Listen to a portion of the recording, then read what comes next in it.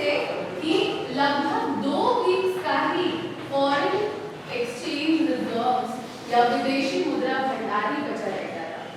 मतलब ऐसे समझो कि 2 सप्ताह तक तो हम सामान जो है बाहरी जो भी विदेशी कंट्रीज है जहाँ से हमारा सामान आ रहा है उसके लिए हम भुगतान कर लेंगे। लेकिन आफ्टर 2 वीक्स हमारे पास भुगतान करने के लिए शायद भंडार बचा ही ना रहे। समझ रहे बात? तो वही है ना कि इतनी बड़ी इकोनॉमी है और हमारे पास सिर्फ 2 वीक्स का ही, इसको क्या कहते हैं, इंपोर्ट कवर। ठीक है, सिर्फ 2 वीक्स का ही इंपोर्ट कवर बच रहा है। इंपोर्ट कवर मतलब कितने पैसे से आप जो है आयातों को, है ना, इंपोर्ट्स को आप जो है क्या कर पाओगे, सपोर्ट कर पाओगे। क्लियर? इतनी बड़ी इकोनॉमी में चीजों को हम बाहर से भी मंगाते थे, दैट है, बट लिमिटेड रूप हमारा इकोनॉमी इतना फुल फ्लेजेड जो है ट्रेड बाकी कंट्री से नहीं करता। जैसे आपको मैंने स्टोरीज बताया है that we were newly independent economy और हमें डर था कि कहीं कोई और जो देश है हम पे दबदबा ना बना है। तो आप देखना हमारा जो आर्थिक संकट था उसमें एज वी स्टडीड कि हमारा विदेशी मुद्रा जो भंडार था वो काफी कम हो गया था, जो सिर्फ 2 वीक्स का इंपोर्ट कवर को सपोर्ट कर सकता है। ठीक है, ये एक इम्पोर्टेंट कारण हो गया जो आप बैलेंस ऑफ पेमेंट क्राइसिस भी कहते हैं। आप आगे के लेक्चर्स में पढ़िएगा कि what is the balance of payment, है ना, मोस्टली इन नेक्स्ट मॉड्यूल और सो, ठीक है, वो हम पढ़ेंगे। बस अभी के लिए आप इतना समझ लीजिए कि हमारा जो इंपोर्ट कवर था, या आप ये समझ लीजिए कि विदेशी मुद्रा भंडार काफी ज्यादा क्या हो गई थी, कम हो गई। ठीक है, यहाँ तक बातें समझ में आ रही है? Understood or not? Do you have any doubt? Okay. पहला तो ये पॉइंट था इकोनॉमिक क्राइसिस का। Excuse me. दूसरा पॉइंट आप देखिएगा गल्फ वॉर। ठीक है, गल्फ वॉर या खाड़ी युद्ध। You know the Gulf countries, right? Gulf countries किस चीज के लिए फेमस है? अगर आप गल्फ या खाड़ी देशों की बात कीजिएगा तो कौन कौन से देश आ जाएंगे?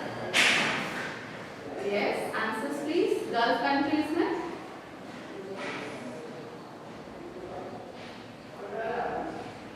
Okay, I will give you a hint, middle east countries.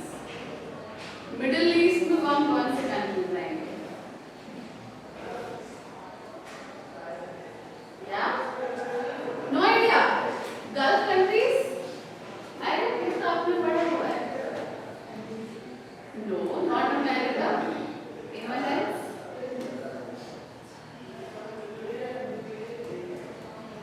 No idea? Okay, Middle Eastern countries mostly आपका देख लीजिएगा तो यूएई वगैरह जो उधर का रीजन है ना, they are famous for what? Oil, petroleum. Yes और नो? उधर देखोगे तो बहुत सारे कंट्रीज उनसे ऑयल खरीदते हैं। ठीक है, उनमें से हम भी थे जो हम क्या कर रहे थे, उनसे ऑयल या जो भी पेट्रोलियम आप कहिए, क्रूड ऑयल जो भी आप कहिए, वो क्या कर रहे थे, इंपोर्ट कर। ठीक है, अब उनके यहाँ क्या चल रहा था, उनके यहाँ क्या चल रहा था, युद्ध चल रहा था, वॉर चल रहा था। एंड एज यू नो कि युद्ध या वॉर के समय सिंस जैसे मैं पहले भी आपको कहती आ रही हूँ, war is a costly affair.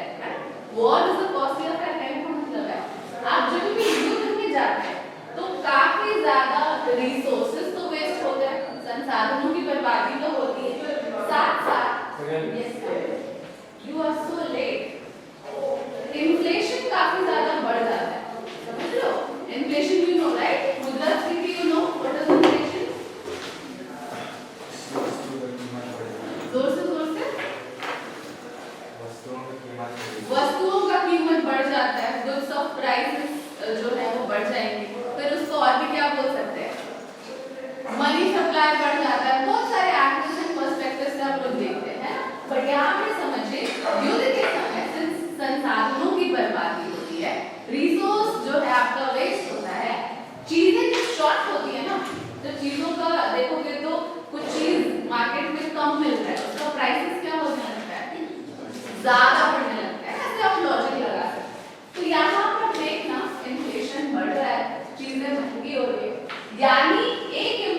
Product जो हम इनसे मंगाएंगे, है ना, वो भी क्या हो जाएगा, क्या हो जाएगा, महंगा हो जाएगा। ठीक है, तो जब ये पेट्रोलियम भारत में आ रहा था, जिसके पास इंपोर्ट कवर सिर्फ कितना वीक्स का बचा है, 2 वीक्स का बचा है, it was having a negative impact on the economy of our country. समझ में आ गई बातें?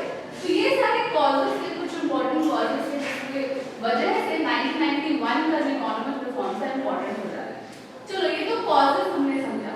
अभी एलपीजी पिक्चर में कैसा है ये आपको समझना है। ठीक है, एलपीजी यू नो ना क्या है, लिबरलाइजेशन, प्राइवेटाइजेशन, ग्लोबलाइजेशन, जिसको अभी हम डिटेल में पढ़ेंगे। बट ये हम बैक स्टोरी देख रहे हैं कि आखिर हम वहां तक पहुंचे कैसे। Clear everyone? No doubt still clear? किसी को कुछ